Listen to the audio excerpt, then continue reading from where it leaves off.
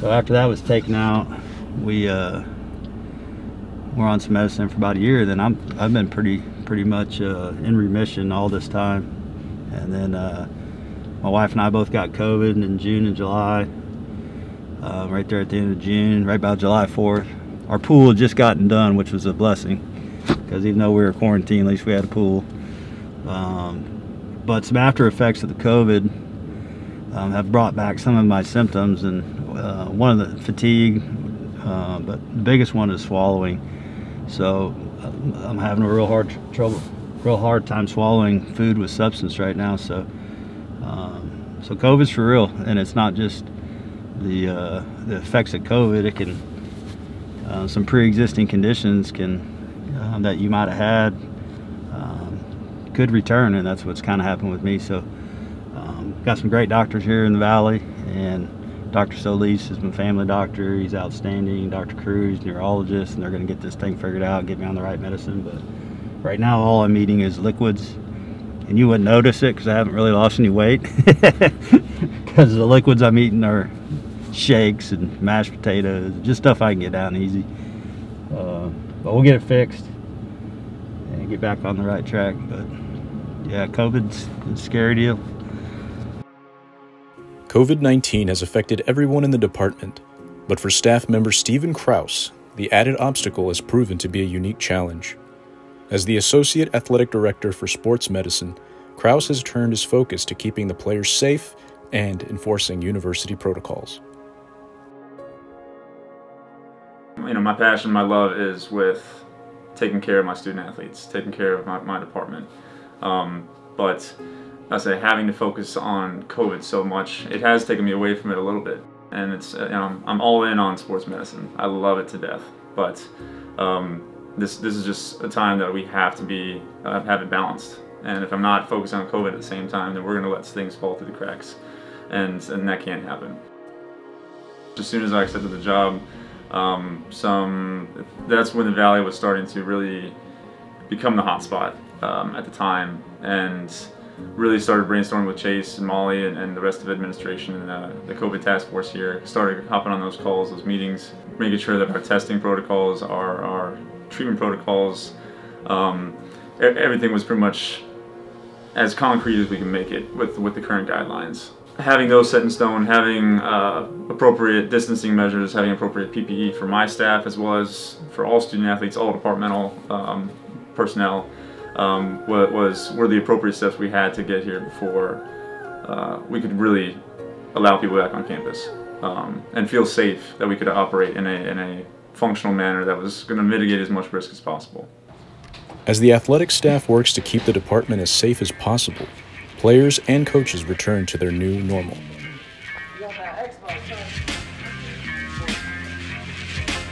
Already trying. It's what we do right here.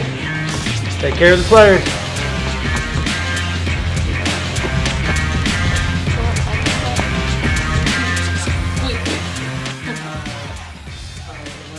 No, I'm not good at spinning. I should throw it like that.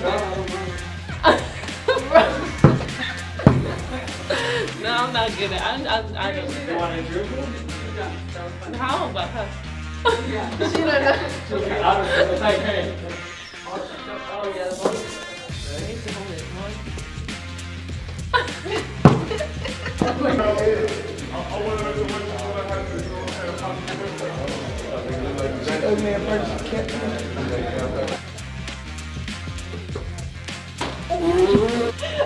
I'm so sorry.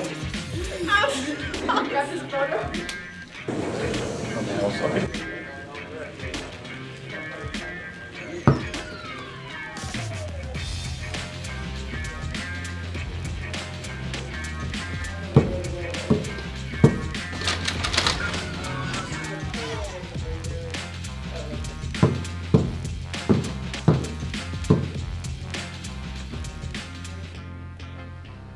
A sudden rise in COVID-19 cases forced the players to remain at home longer than expected. This made it even more difficult for them to prepare for their upcoming season. You think about it, we were supposed to be here in June for summer school, and we get 8 hours a week with our team, do drills and workouts. And now we really didn't get started to September. So I think, the excitement of getting back and getting to practice, but everybody's life's been affected. My parents are in their 70s. They haven't left their house since March. Just everybody's out of their routine. And but what we try to continue to stress is that adversity, it's tough to overcome. The ones that do become the winners, and that's what we're trying to do. Just handle adversity, always stay positive, keep encouraging, and our staff's done a wonderful job with that. But our players are hungry to play. When they came back, we weren't able to work out in the summer or the spring, so they didn't come back in great shape because they couldn't be out playing in many places where they live at. They were locked down, but to most of them's credit, they found ways to do it. With gyms and basketball courts shut down, many players struggled to work out and play basketball during the quarantine.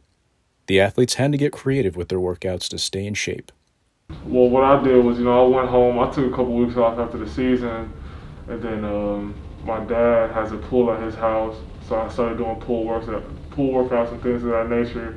And then there's a track probably like 3 minutes away from my house, so I was doing track workouts and pool workouts to make sure that I stayed in somewhat of shape. Maybe not in season shape, but making sure that I was prepared for if the season started again. It was really hard because everything was closed back home too for the first couple of weeks, I would say month.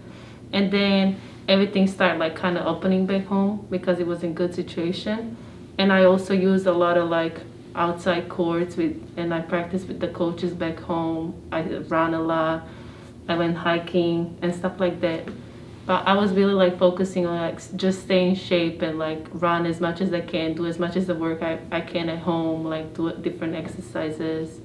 You couldn't get the strengthening you really wanted to get in. Like the most I could really do to get like the proper workouts in would be like getting on the court and like running and stuff like that. But like if you wanted to get in the gym, like you really can't because they were closed. I was using resistance bands at home. I was making use of everything. I made use of gallons of water, put in my backpack, started doing push-ups. Went on the stairs, started doing incline push-ups. Started running. Just to stay in shape, just to make sure I don't get too rusty.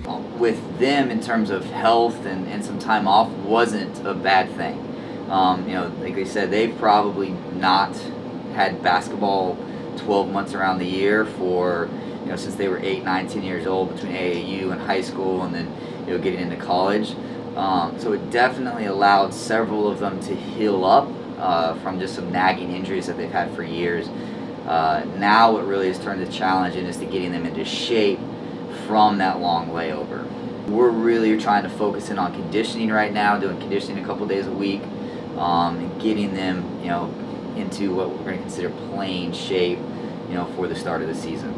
If they didn't have access to a gym and a ball and a basket, running, never goes cold. Like, they're not going to get cold from being able to run up and down the court and beat people to the basket, get steals, get layups. Like, again, your shooting percentages only go up when you have layups and dunks.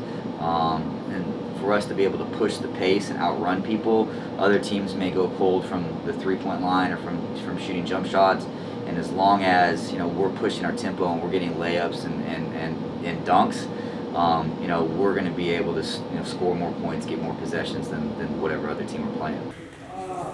You got to be the best conditioned team, mentally and physically.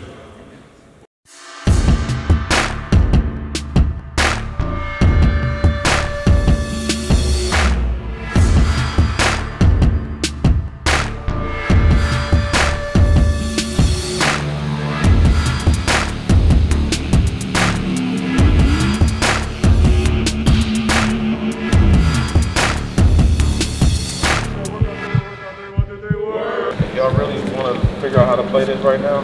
Play defense, get deflex, and then go get layups.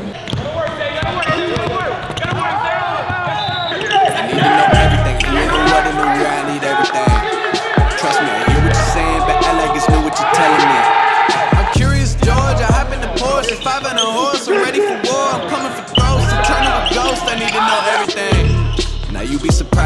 careful you get is by letting them talk, so I'm letting them talk. Gotta keep quiet, maneuver in silence to let them in. Chalk up their body, another one body, that's just how it goes. I got some secrets, I'm shaking the game so they stay on their toes. Stay in your lane, I stay on the go. I came to play with the pros and act like a rookie, so they overlook me. Then I double up again, none of their nose, none of them cold. They just got lucky, but never adapted. So once in the one, if it's coming to blows, my enemies cutting it close. I let them think that they got me, but what do you know? I had them beat before we ever spoke. I'm ready for smoke. I need to know everything, who and the what and the where. I need everything. Trust me, I hear what you're saying, but act like it's new what you're telling me.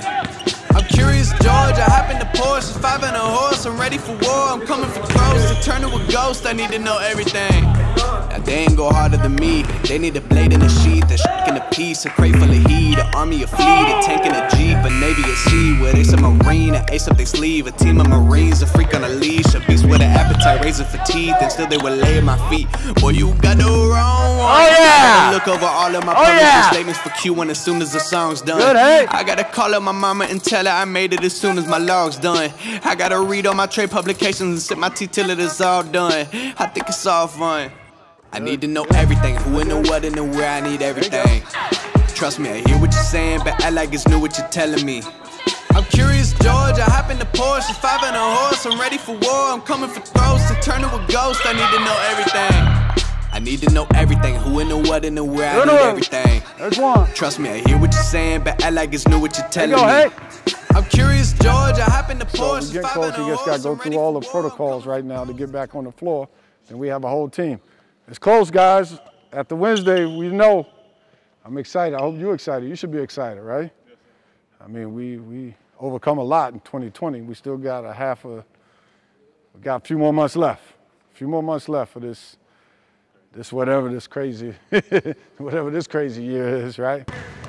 Okay, I'll take it. On the next episode of Road to Victory. A hidden talent, you know what I'm saying? You know, I really could write. I write poems. You know, nobody's read none of my poems, but I do write poems. Like when I feel stressed out, like especially with everything going on right now, I just sit down and try to write. That's what really helps me clear my mind. All right, so you said that you sing opera? I can do a little bit. You can do a little bit? Yeah. Can we do a little bit of like a I got sample? you, I got you. Me and my roommates, we paint. We've been starting to paint. Yeah, it's actually been like helping out a lot for sure. We just paint, talk about our day. Well, when I'm back at home, I ride horses and all that. I have horses, so I do that. Take my mind off stuff. If we get that WAC championship I've been talking about, I might read y'all a poem for sure. So interview me after that game.